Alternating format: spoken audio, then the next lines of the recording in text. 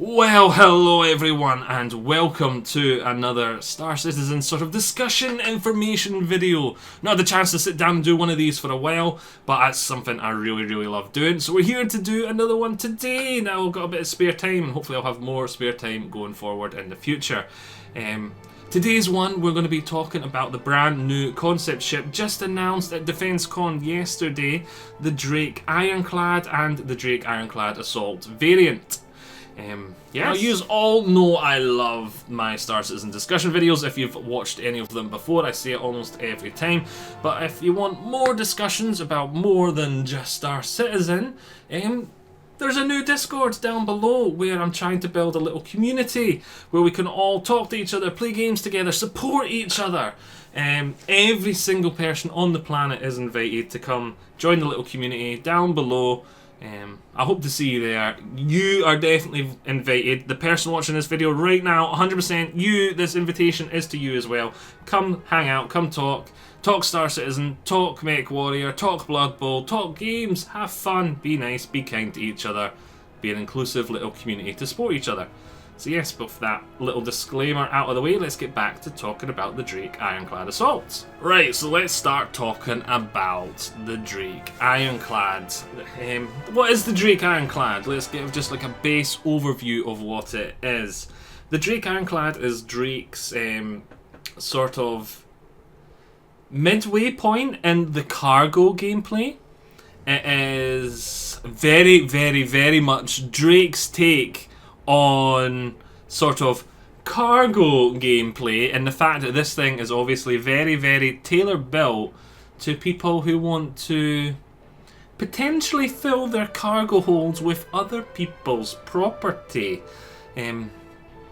Yes, it definitely gives off strong that vibes. The other thing it would actually be really good for off the get-go is if you're wanting to travel through a little bit of a more dangerous space and you didn't want to have like a huge escort, you wanted to try and do it not solo but just you and maybe a couple of friends all on the one ship. It is probably better suited to that than say a Hull C, which is probably the closest equivalent I can think of off the top of my head when it comes to just raw cargo, like as in a ship roughly the same scale and size. Obviously the Hull C could take a lot more cargo. I think so. Where's the cargo hold for this? Where does it tell me? It does tell me somewhere around here. I had it up. Wait, there we go. 1,536 SCU of storage. There we go. So it does take 1,536 SCU of storage in the base variant. We'll talk about the assault variant in a second separately, which off the top of my head is a third of the amount a Hull C can take, which is a lot less. But what you're giving up for in raw storage capacity, you're gaining in protection for that cargo. So the two ships are sort of compatible in size, whereas the Hull C just is basically a giant thing that just has an absolute ton of cargo that it contains exterior wise. This ship keeps it interior, it's got a lot of armour, and it's got a wee bit of firepower just to keep it that wee bit safer. And it also has a lot of redundancies in its sort of very needed to escape components, in the fact that I'm talking about here specifically the engines. It has 10 engines, whereas the Hull C has like 4. I think it's 3 on the Hull C, and then I think it goes to 4 on the D and E. I couldn't tell you off the top of my head, but yeah, 10 engines. So if you get swarmed by fighters, they'll probably still be able to take down the 10 engines, but the combination of the extra armour and the extra engines, you're going to give you just that wee bit longer to like survive and escape. Then it also does come with another feature over the main competitor I can think of off the top of my head, which is the Hull C, and the fact that its cabin is its own ship. This thing is very much, as the community have been calling it, the Fatapillar, the Fat Caterpillar, because it is a lot like the Caterpillar from Drake, but fatter. So they call it the Caterpillar, and the Caterpillar has that sort of cabin, the sort of crew deck that can fly away and undock with the ship and escape, kind of like a very, very advanced escape pods, because Drake famously don't have escape pods. But if you do need to just YOLO, get out of there, well, not YOLO, kind of like the opposite of YOLO, get out of there, escape, dodge, you can detach and leave your bulkier ship behind and get out of dodge with that little cabin, which is really nice. So again, it is very well suited to sort of escaping and getting away and staying that wee bit safer. And as Death of the Spaceman becomes more and more of a thing, respawning is going to be becoming something you want to do less and less, because it's going to have penalties, it's going to have this, it's going to have that. There's going to be reasons you don't want to die in the game going forward. Obviously not yet, because Death of the Spaceman's not a thing. You can respawn as much as you want, but yeah, going forward, you're not going to want to die. That's the main bulk of the gist of the ship, and why it is a wee bit better for going through, say, Pyro than it's a more dangerous system. It'll keep you that wee bit safer. But where this ship really sort of comes into its own, I do think, is going to be pirating, which is not a surprise. This is Drake we're talking about here. Pirating, as usual. So it's got that wee bit extra armor, it's got that wee bit extra guns, and it's got that wee bit extra survivability, because I see this as being a great and a perfect ship for a small org of pirates to use as their booty ship, their sort of hold. You could pair this ship up with, say, 2 Cutty Blacks, and then just go be fish, just be sharks in the water looking for prey. The 2 Cutty Blacks are basically the extra firepower than the bullying that you need to then go out and see a couple of ships and be like, right, hand over your cargo, no. And yeah, the extra tractor beams on the Cutty. Okay, I'm getting into talking about the Cutty Blacks and why they'd pair up with a small, but yeah, just it'd be a perfect fleet for a small org, like a couple of Cutty Blacks and this thing, or some other, like maybe a Corsair and this thing, and you use this as your sort of booty ship, your sort of, not really flagship, because you're too small an org to have like a flagship. It's more just your booty ship. I can't think of another way to describe it, where you keep most of your swag, where you keep most of your loot until you get back to port to sell it all. A few things actually make this ship really good for that, and the fact is the cargo hold for this, the whole roof comes away. Then you have a sort of bridge overlooking your sort of cargo bay that is just for tractor beam operations. So say we're talking about the main competitor of this ship once again, the Hull C. It's off the top of my head, that's the main competitor for this ship, just sort of leaning into different branches, whereas the Hull C is great for safe space, this thing's going great for dangerous space. Say you and 2 Cutty Blacks are playing on a Hull C, you rock up, the Hull C's there, and you're like, right, Hull C, stay still, don't move, we're going to take a third of your cargo, but we're going to let you escape with the other 2/3 if you do nothing and just let us do this. Or we can kill you and then just take the stuff anyway. It's up to you. So they, obviously a Hull C is probably going to be like either try and escape or try and just sit there and let them do it at that point, because there's no way a Hull C is going to fight off this thing and 2 Cutty Blacks. So then it opens up the hold, and then it uses the tractor beams, and then the Hull C's can even hit the Hull C's. The Cutty Blacks can even help at this point, because they've got tractor beams too, which is one of the reasons I thought they'd be perfect to pair up with a ship. Is they just sit and they just tear off the cargo from the exterior of the Hull C, and they just throw it in this thing. The doors open up. It'll be really fast. It would, yeah.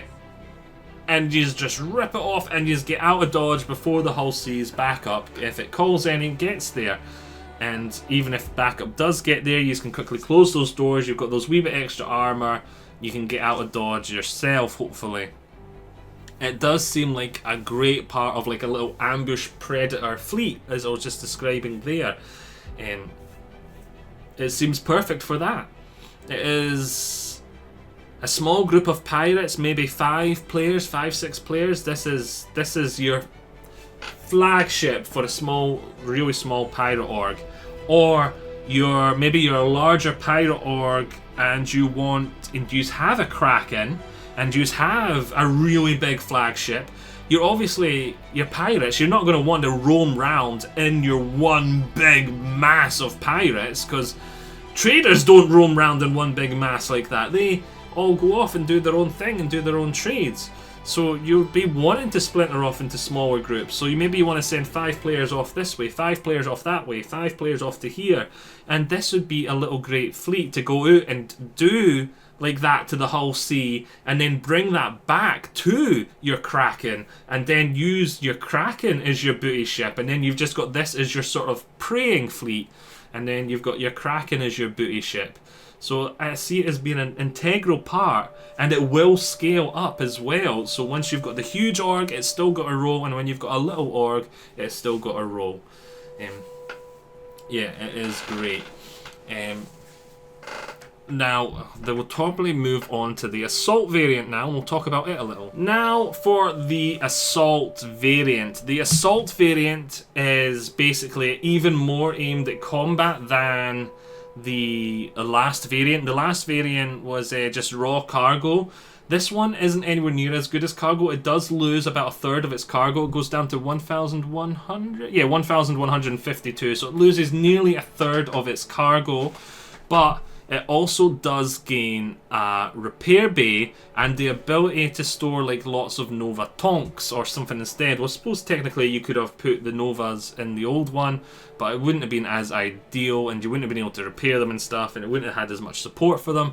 But this is like a proper bay for you to store like vehicles and Tonks, or the 1,152 storage of cargo capacity.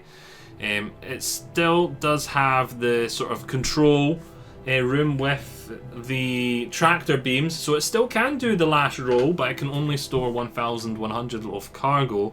So it still can do the roll of the last one as well, but the main thing on this one is it has that repair bay for small vehicles.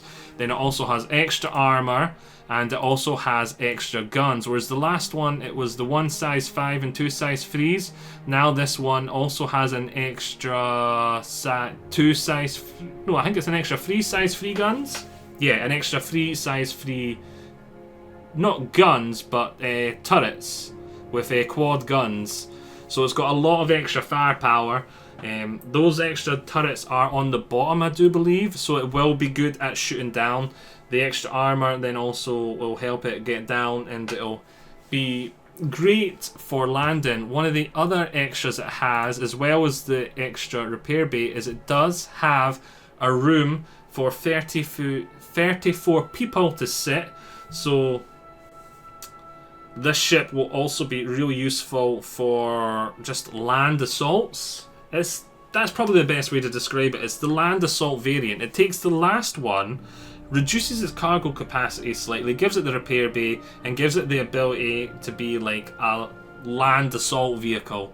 You know those big hover ships that they have in real life, that the front bay opens and then like the infantry and the tanks come out?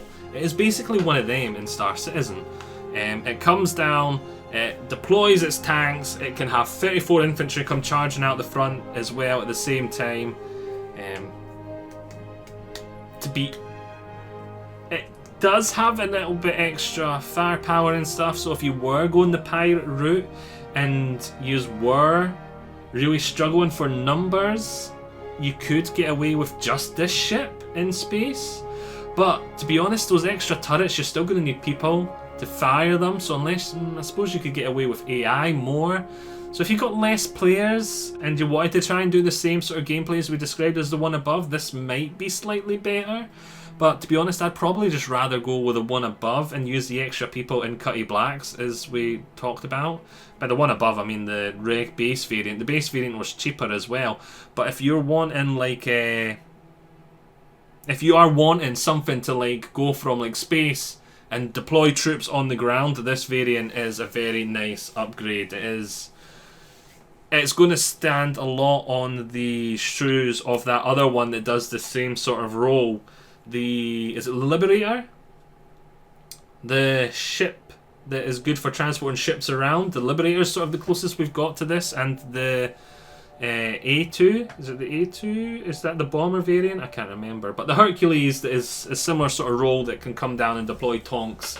This one probably is the best out of all those ships for that. So if you want something specifically for like land assault, this ship is really good. But if you are wanting to do the pirating, I'd probably stick with the base variant and then just have other ships to support it. A bit more firepower that way. But yes, I don't think we've talked about the prices of them. I had it up on another screen here. Let's see. So, well, before we talk about price, I've left the price discussion till the end because there is a very big disclaimer, and we've not talked Star Citizen in a while, so I feel like there might be some people that have not been to the other Star Citizen information discussion videos, and so I feel like it's really important just to leave this disclaimer as always when we talk about price of ships in Star Citizen. All you need is your little $50 base game, base starter ship, and you do not need to spend a penny more than that. I do not recommend you spend a penny more than that. I do not want people to spend a penny more than that unless they fulfill one requirement. And that one requirement is their main motivation for spending that penny more is they want to support the continued development of the game. The game is not struggling. It is not desperate for money. They're making good money. They're making more and more money every year. Every year I've paid attention to it. I'm not 100% sure about last year, but the few years before that, every year they were breaking records and making more money. They're doing insanely well. They're not desperate for the money. They do not need us to support the game extra and going above and beyond. Many of us still do because we want to. I do. I'll describe the way I do it shortly. But all you need is the base game. Everything is earnable in the game. Everything you can get in game. There's no need unless you want to support the continued development of the game.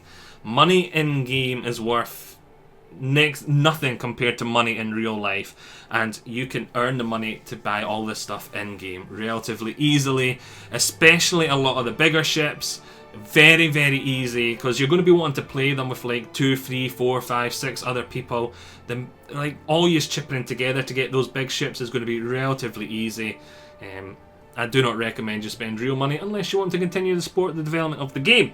So, with the big disclaimer out of the way, so we can get over the like shock of the price of these ships, the basic Ironclad is $450, and the Assault variant was $525. Yeah, $525. Yes, do not need to spend that. Your base game package with your starter ship is all you ever need to spend, and that is like $50. You're paying for the price. They call it a starter ship, but it is your equivalent of buying the game, and that's all you need. These are not DLCs. They are just pixels. They skip the grinds to get them, and that is it. And it's not even an insane grind. Like, there is a progression ladder. You'd start off with, say, like your hull A. If you wanted to do trade and transport, you'd maybe play in your hull A for a week. Then you'd go, oh, look at that. I've easily got enough money for a hull C. Or if you've got like 2 or 3 friends that have been doing the trade cargo, and yous all are like, oh, after a day, yous are all like, oh, if we chip in together, we can buy a hull C, and yous only took a day to buy it, and now yous have got a hull C. Then yous are on the hull C for like a week, and they're like, oh, now we've got enough money to get a hull E. So yes, you do not need to spend real money on this stuff unless you really, really want to. I do, because I want to continue to support the development of the game. And I will just quickly, it's not really about the Ironclad Assault, but because we've not talked about any of this stuff in a long time, because I've been busy, I've had a lot going on in real life, I'll just quickly run down how I do it again for anyone that is new here. The way I do it is, because it kills 2 birds with 1 stone for me, it gets me my most bang for buck, and it gets me, allows me to continue to support the development of the game to the same amount I would anyway. So what I do is every time I'm paid, I put like £20, £10 away, whatever I feel like doing at that payday. And then when it gets to IAE, when it gets to Invictus launch week, they do all the war bonds. I buy them. And then I can get ships for like a third. Most of my ships cost like a third of the price. If you add up the years and years I've been following and supporting Star Citizen, I've put about $1,000 into the game, but I have about $3,000 worth of ship value. So that Ironclad Assault that is sitting there, they've got for $450. If I was to then go and try and get one, I'd get it for about $150.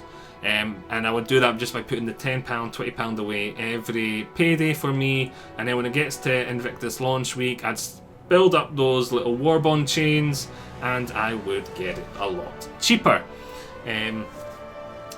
If you want to talk about that, like, I'm not going to go into the big huge guide on how to do the war bonds and all that now, but I just thought that all this information is important for everyone to have. We've not talked about Star Citizen in a long time, so I thought it was a good idea just to make sure everyone's best aware. If you do want to talk about more information on the war bonds, etc., you can find me and talk to me about it in the Discord, which again, we'll plug it a wee bit in the link below.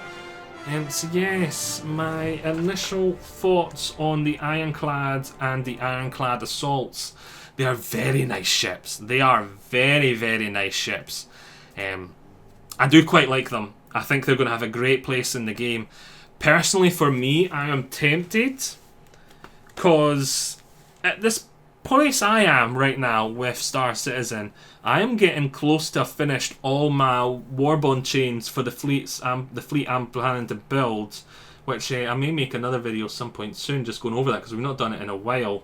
The fleets I'm planning to have and my thoughts and stuff behind it, I'm getting close to having nearly finished them, and I'm sitting there going like, what do I do now? Do I stop continuing to support the game? They're making enough money. I don't feel like I really have to. I don't feel forced to. I don't feel like I need to support the development of the game, but I kind of like it, and I kind of want to. I want to go above and beyond for them, because I do really love the Star Citizen universe. So I'm kind of at a loss for what I'm going to do when they're done. But now, one of the things I have planned to do for a long time is have a lawful character and an unlawful character. And I didn't plan to have a fleet at all for the unlawful character. But after this Ironclad has come out, I do kind of like it. I may CCU chain my second character up to having an Ironclad. Maybe I'll get an iron, like my plan was to just get him up to a Cutty Black, but maybe I'll get him an Ironclad and a Cutty Black. So then I've got my little ship I can solo, and then if I'm going on with like a few friends, like 4 or 5 friends, we've got the Ironclad as well. Because as I said, I think this ship is going to be perfect for that small group of people, but 4 or 5 people, this ship is going to be perfect. It is going to be great. And even as I talked about earlier, it is perfect for that sort of little pirate and roll, unlawful gameplay. Yeah, the way that fully loads up, you come across and a couple of destroyed fighters, you don't just open it up and fly underneath it and suck it up and then take it back to get salvaged. There's just, with that whole bay that opens up and all those tractor beams, oh, it's going to be perfect for pirate, and especially stuff like Hull C's. I love the Hull C. You know it is one of my... I love the Hull series because I plan to play lawful. I plan to play it safe. I like to be sort of laid back and relaxed, which is why my main character is going to be lawful. So for me, the Hull series is going to be a great... like one of the ones I'm most looking forward to, because I can just do some cargo missions. I've had a long, hard day at work. I can come back, sit back and relax and just go out on my Hull series. But I think this Ironclad is going to be the bane of their existence. They're going to be, oh, fudge me, look at that, an Ironclad's rocked up with, like, could you even imagine? 3 Ironclad, like, it's a bigger pirate fleet, and the 3 Ironclad rocks up, and you're in a Hull C, you're like, well, there's my, like, I'll be as well just trying to escape, because I've already, all my there's enough room there for all my cargo. Like, that would be an absolute nightmare. Yeah, I just see that Ironclad is going to be a great little addition for the pirates, for the Drake fleets, for the... Yeah, I do quite like it. I can't wait for it to be introduced into the game. It is going to be an important addition to the game. I'm at the end where I'm just going to ramble now for a bit. because we've talked about everything that is important. I suppose this bit is a wee bit important if you like to talk the development side of the game, not just the game itself.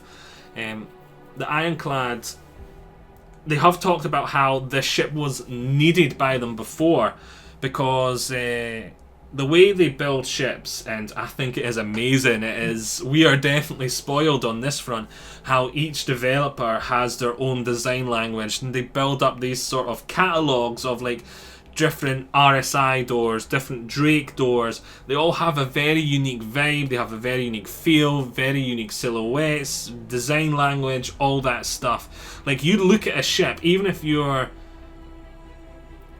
they brought out a new ship tomorrow and they told us nothing about it, from its silhouette alone, people will probably be like, oh, it's a Drake ship, oh, that's an Anvil ship, oh, that's a RSI ship. Before we even look at the little details, like the corridors, you're in a corridor, you're like, oh, this is an RSI corridor, I don't even need to know anything about where I am, what I am, this is an RSI ship. Like, if you're in a Drake, again, it's like, holy, like, yeah, they could use some more paneling. You understand the ship manufacturer you're in instantly. Like, we are really spoiled by it. And to do that, they build up like these libraries of the developers, the ship manufacturers, like, assets, so that it makes it faster for them to continue to build ships from those manufacturers.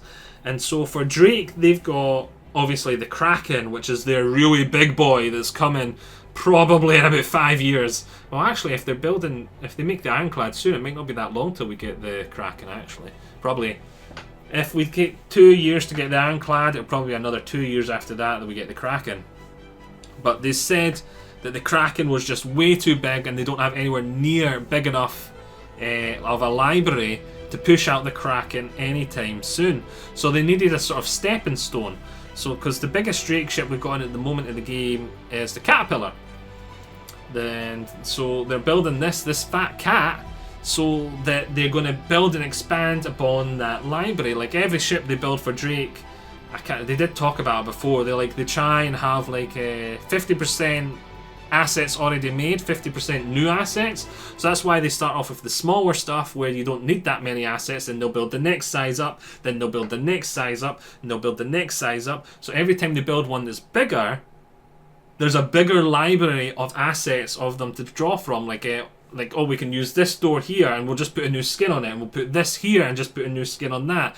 And it allows them to build every ship with a very unique feel. No two corridors will be the same, this, that, and the next thing, and still save as much time as possible. Otherwise, these things would take years and years and years to make, and there would be no additional benefits. It wouldn't feel the ships wouldn't feel any more unique. It would just take a lot longer. And they didn't have a big enough Drake asset library to build the Kraken. So they needed a stepping stone, and they've been talking about it for at least a year now, that they wanted a stepping stone for the Kraken, and now this is it. This is the stepping stone. They can build the Ironclads, and that'll give them a big enough pool so that they don't have to make 80% of the assets for the Kraken. They only have to make the 50%, the same as they do for the other ship. Don't quote me on the 50%. I don't remember the percentage they said is new, and the percentage is from the already library each time they built a ship. They have mentioned it before, but I don't remember the exact number. It might be 25% is new, 75% is from the library. I can't remember the numbers, but the number itself doesn't matter. It's the sort of concept they're using that I'm trying to talk about and describe here. So the Ironclad was a very, very much needed ship for the game, because the Kraken is something people really, really want. It is. Even people that don't like Drake, I've got to admit, the Kraken is going to be one of the coolest ships in the game. My pirate character definitely is going to want to own one, or like be part of one day. Even though I don't plan to spend anywhere near as much time on my pirate character as my main character. My main character is probably going to be my weekly player. Then my pirate character is probably going to be my like weekend, more time, more awake type style character. The more adrenaline style character, whereas the other character is going to be my more 9 to 5 type character. But yes, we've rambled, we've talked a lot about the Ironclads and all other stuff, a wee bit about the development of the game. This video's definitely been a lot longer than I originally intended, but I hope you have all enjoyed it. We got very off sidetrack, but as you say, Star Citizen is definitely a passion of mine, something I like to talk about. So for the third time, if you want to talk more about it, Discord, comment, whatever. I'll see you all next time. Bye. Bye.